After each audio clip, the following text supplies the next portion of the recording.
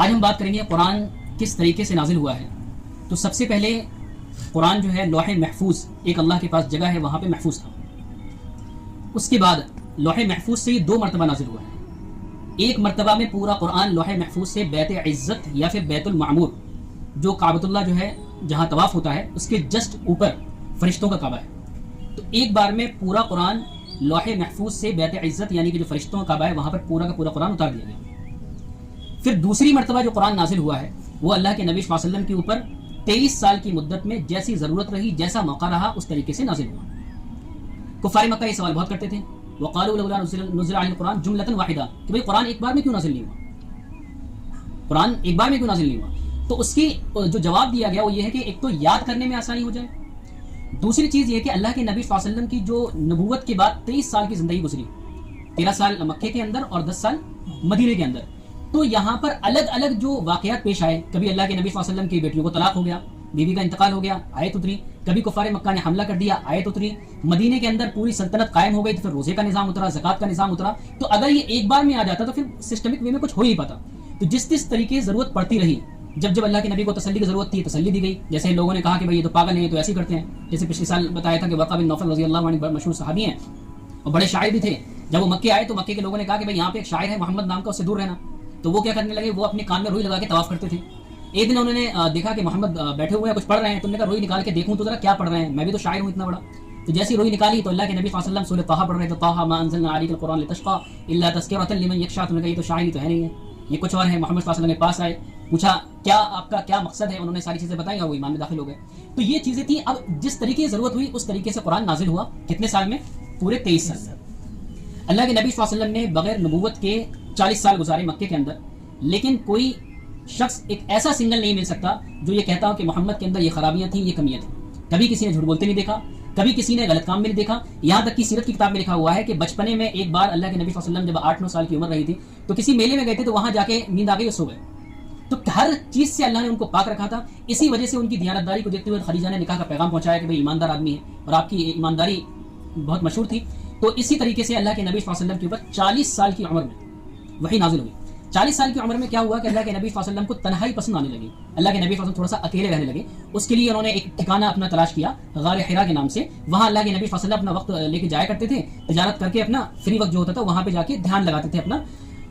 ایک دن کی بات ہے جو بخاری شریف کی روایت میں سارا واقعہ لکھا ہوا ہے. ایک دن کی بات ہے کہ اللہ کے نبی صلی اللہ علیہ وسلم غار حرا میں بیٹھے ہوئے تھے کہ اچانک سے ایک شخص نمودار ہوا جس کو کہ کبھی اللہ کے نبی صلی اللہ علیہ وسلم نے نہیں دیکھا تھا. اس نے اللہ کے نبی صلی اللہ علیہ وسلم کو کس کے دبایا اور کہا اقرا، پڑھو. اللہ کے نبی صلی اللہ علیہ وسلم نے کہا ما انا بقاری، میں پڑھا لکھا نہیں ہوں، میں کیسے پڑھوں گا. کہا پھر دوبارہ دبایا تیز سے، کہا اقرا، کہا میں پڑھا ہوا نہیں ہوں. 3 مرتبہ دبایا انہوں نے. پھر تیسری مرتبہ میں اقرا بسم ربک الذی خلق خلق الانسان من علق اقرا وربک الاکرم الذی علم بالقلم. یہ آیتیں نازل ہوئی. اب جب یہ واقعہ ہو گیا، جب اسلام چلے گیا اور یہ 3 آیتیں اللہ کے نبی صلی اللہ علیہ وسلم کو ملی، تو یہ پہلی بار ایسا ہوا تھا اچانک سے کہ اتنے دنوں سے تنہائی میں بیٹھتے تھے، کبھی کچھ نہیں ہوا. تو اللہ کے نبی صلی اللہ علیہ وسلم گھر پہ تشریف لائے. حضرت خدیجہ رضی اللہ عنہا آپ کی بیوی نے کہا زملونی زملونی، مجھے سردی لگ رہی ہے، چادر اڑاؤ. حضرت خدیجہ نے جلدی سے چادر اڑائی اور پوچھا کہ کیا معاملہ ہو گیا، آپ تو روزانہ جاتے تھے، کوئی دقت نہیں ہوتی تھی.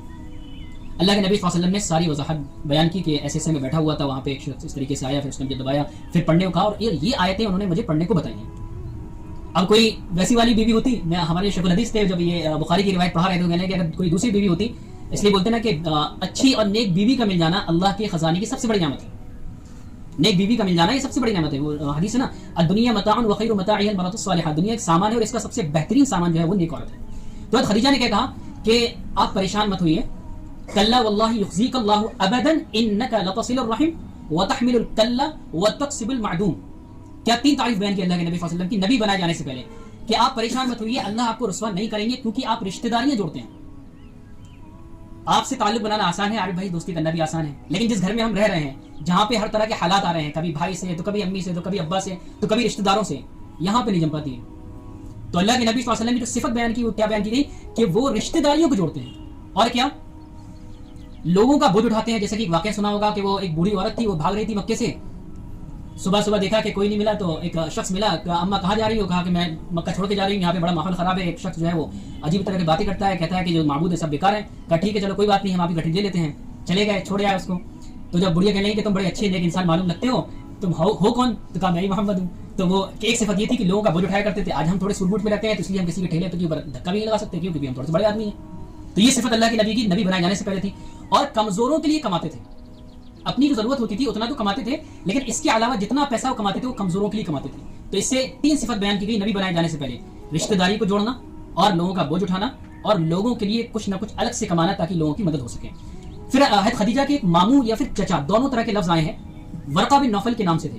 انہوں نے کہا کہ میرے جو چچا ہیں یا پھر میرے جو ماموں ہیں وہ پرانی کتابوں کے یعنی کہ توریت اور انجیل کے عالم ہیں, ایک بار ان سے جا کے ملتے ہیں, پوچھتے ہیں ان سے کیا ہے. تو دونوں لوگ گئے. ورقہ بن نوفل بہت بوڑھے ہو چکے تھے.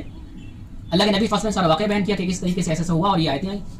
تو وہ بوڑھے تھے تو کہنے اچھا یہ تو پھر وہی بشارت پوری ہو گئی جو توریت اور انجیل کے اندر میں نے دیکھی تھی کہ آخری نبی آئے گا. اور یہ ساری علامات تھی, لیکن یہ نہیں بتاتا کہ قریش میں سے اور اس بنو ہاشمی خاندان سے آئے گا, اور ان قریب لوگ آپ کی مخالفت کریں گے اور آپ کی قوم آپ کو آپ کے گھر سے نکال دے گی. تو اللہ کے نبی صلی اللہ علیہ وسلم نے پوچھا اب مخرجیہم, مجھے نکال دیں گے؟ میں تو اتنا محبوب ہوں, سب کا لاڈلا ہوں, پسندیدہ ہوں, کیا مجھے نکال دیں گے؟ کہاں کہ تمہیں نکال دیا جائے گا. اگر میری عمر اس وقت تک رہی تو میں تمہارا ساتھ دوں گا. لیکن ورقہ بن نوفل کا اس سے پہلے انتقال ہو گیا. تو یہ 3 آیتیں اتری. اس کے بعد 3 سال تک کوئی وحی نازل نہیں ہوئی. ان آیتوں کے بعد کوئی وحی نازل نہیں ہوئی. پھر بخاری شریف کی روایت ہے کہ ایک دن اللہ کے نبی صلی اللہ علیہ وسلم جو ہے تنہائی میں تھے اور پھر دوبارہ سے جبریل السلام جو ہے ظاہر ہوئے اور آیتیں نازل ہوئی. کون سی؟ یا ایھا المدثر قم فانذر وربک فکبر وثیابک فطہر. یہ آیت نازل ہوئی. اے چادر کو اوڑھنے والے, قم فانذر, کھڑے ہو جاؤ اور لوگوں کو ڈراؤ اللہ سے. وربک فکبر, اور اپنے رب کی تعریف بیان کرو. وثیابک فطہر, اور اپنے کپڑوں کو صاف ستھرا رکھو. یعنی دوسری وحی میں, پہلی وحی میں تعلیم کس چیز کی ہے؟ ایجوکیشن کی. اور دوسری جو وحی آ رہی ہے اس میں کیا ہے کہ اپنے لباس کو, اپنے گیٹ اپ کو اور اپنے ساری چیزوں کو اچھا اور صاف ستھرا رکھو. یہ امپیکٹ ڈالتی ہیں, اس سے آپ کی بات میں وزن آتا ہے.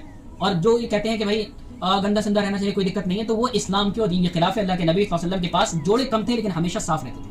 تو یہ آیتیں اتری. اس کے بعد پھر مستقل 23 سال کے اندر ساری آیتیں اترتی رہیں اور 23 سال کی مدت میں پورا قرآن نازل ہوا. تو سب سے پہلے اترنے والی جو آیت ہے وہ سورہ علق کی ابتدائی آیت ہے. اس کے بعد سورہ مدثر کی آیت اتری, اور سب سے آخر میں جو سورت نازل ہوئی وہ نازل ہوئی اذا جاء نصر اللہ والفتح. یہ سورت سب سے آخر میں نازل ہوئی. اس میں کیا پیغام تھا وہ کبھی اور انشاءاللہ بات کریں گے. تو یہ پوری تاریخ رہی کہ سب سے پہلے قرآن بیت عزت پہ نازل ہو گیا, اور دوسری مرتبہ میں اللہ کے نبی صلی اللہ علیہ وسلم کے اوپر 23 سال کے پورے مرحلے میں نازل ہوا. اور اس 23 سال میں کیوں نازل کیا گیا؟ تاکہ جس طرح کی ضرورت تھی وہ ضرورت پوری ہو سکے. اللہ تعالی ہم سب کو اس مجلس کے عمل کی توفیق عطا